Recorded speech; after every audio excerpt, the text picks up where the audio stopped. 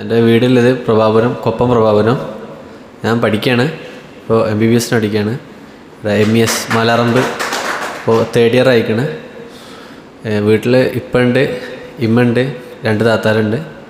2 താത്താരും കല്യാണം കഴിഞ്ഞതാണ്. അപ്പോൾ MBBS 3rd year ആണ്. 3rd year ഈ ആഴ്ച തുടങ്ങിയിട്ടുള്ളൂ. 2nd year എക്സാം കഴിഞ്ഞ് ഇപ്പോൾ 3rd year ഈ ആഴ്ച തുടങ്ങിയിട്ടുള്ളൂ.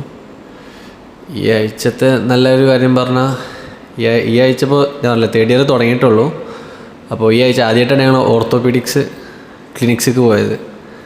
അപ്പോൾ ഞാൻ ഇതുവരെ 2nd year ഓർത്തോപീഡിക്സ് പോസ്റ്റിംഗ് ഇല്ല.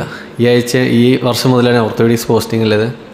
അപ്പോൾ ആദ്യമായിട്ടാണ് എനിക്കൊരു ക്ലിനിക്സിക്ക് പോയിട്ടൊക്കെ ഡോക്ടറായിട്ട് ഇത് ചെയ്യണം എന്നുള്ളൊരു താല്പര്യം വന്ന പോസ്റ്റിംഗ് ആയിരുന്നു.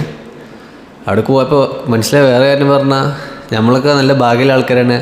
അവിടെ വാർഡിൽ ചെന്നാൽ കുറേ ആൾക്കാർ വെറുതെ നടക്കുമ്പോൾ വീണിട്ട് പോലും എല്ലൊടിയുക, വലിയ ഓപ്പറേഷൻ നടക്കുക.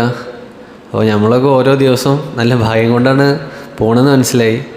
കാരണം ഓരോ ഓപ്പറേഷനൊക്കെ ചിലർക്ക് 7 ലക്ഷം 10 ലക്ഷം അത്രയൊക്കെ ചിലവ്, വെറുതെ വീണിട്ട് എല്ലൊടിയുക. അപ്പോൾ അങ്ങനെയൊക്കെ നല്ല ചിലവ് തരുന്നൊരു പണിയാണത്.